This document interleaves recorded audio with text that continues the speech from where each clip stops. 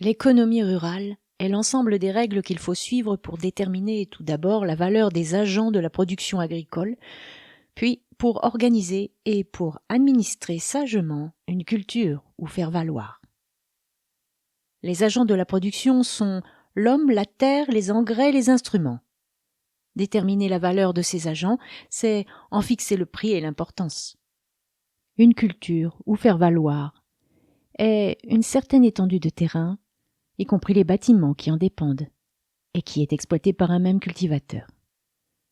Organiser une culture, c'est la pourvoir de tous les agents de production tels que l'eau, le sol, les engrais, les instruments aratoires. L'administrer, c'est en diriger et en surveiller la marche. L'homme joue dans la production agricole un rôle prépondérant. Il agit non seulement par lui-même, mais encore par le choix qu'il fait des autres agents.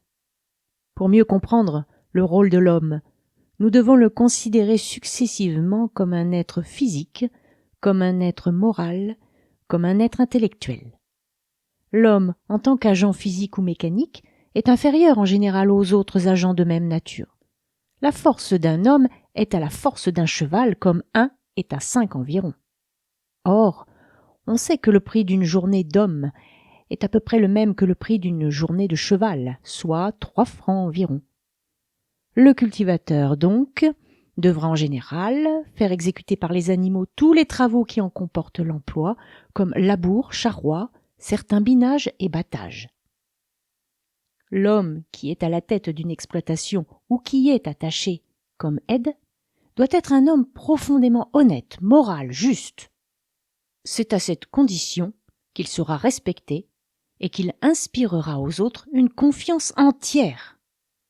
Qu'il demeure toujours bien convaincu que si, comme maître, il est tenté parfois de retenir une partie du salaire de l'ouvrier parce qu'il n'a pas de convention écrite, ou si, comme ouvrier, il ne craint pas, à l'insu du maître, de lui dérober sinon son bien, au moins son temps, de pareils faits, tout au tard, sont connus, et qu'après tout, la suprême habileté consiste essentiellement dans la parfaite honnêteté. Le cultivateur, en tant que chef de culture surtout, doit être un homme intelligent et instruit, parce que l'agriculture est tout à la fois non seulement la plus importante, mais encore la plus variée et la plus difficile des industries. Il est juste et utile pour la société que le sol appartienne en toute propriété à l'homme qui, le premier, l'a défriché et fécondé de ses sueurs. Dans les pays orientaux, où le sol appartient en général au chef de l'État, l'homme des champs travaille avec moins d'ardeur, et là où il y a communauté de biens, il n'y a trop souvent qu'une communauté de misère. Pour déterminer la valeur ou le prix du sol, il convient de le considérer d'abord en lui-même, c'est-à-dire de tenir compte de sa fertilité, puis il faut l'examiner par rapport aux circonstances économiques de débouchés et de mœurs de la population dans lesquelles il se trouve. On appelle débouchés les lieux où l'on peut vendre ou échanger les produits de la ferme comme les céréales, la viande, le beurre, etc.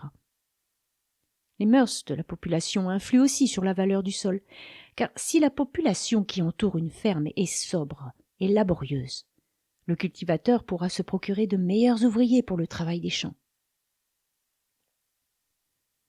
Les terres rapprochées des grands centres, d'un marché important, ou situées dans les localités dont les voies de communication sont d'un accès facile, ont plus de valeur que les terres de même qualité, mais qui se trouvent dans des conditions moins favorables.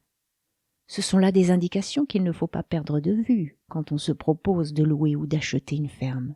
D'ailleurs, le cultivateur devra toujours contrôler ces premières indications en prenant avec soin des renseignements auprès de cultivateurs sages et éclairés. On appelle capital un produit économisé et consacré à la production. En agriculture, le capital se compose essentiellement des instruments, des engrais et du bétail. La terre améliorée est un capital. Le mobilier et les provisions diverses sont des capitaux. L'argent n'est un capital que parce que, pouvant, par l'échange, prendre ses différentes formes, il peut devenir un agent de production. Dire que le capital est un produit, c'est dire que le capital a pour origine sacrée le travail. Ajouter que c'est un produit économisé, c'est dire qu'il est devenu disponible par l'épargne et le plus souvent par la privation. Pour cultiver la terre, il faut un capital, engrais, instruments, bestiaux, etc. En moyenne, on évalue à 600 francs le capital nécessaire à la bonne exploitation d'un hectare de terre. Ce capital se répartit de la manière suivante dans une ferme qui donne le tiers en produits animaux et les 2 tiers en produits végétaux. Mobilier, 50. Matériel et instruments, 100. Bétail, 300.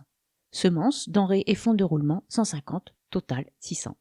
On estime que ce capital de 600 francs par hectare donne en moyenne un produit brut total de 500 francs. On conclut de là que ce capital est les 6/5 du produit brut. Donc, pour obtenir 100 francs de produit brut, il faudra employer un capital qui sera égal aux 6/5 de 100 francs ou à 120 francs.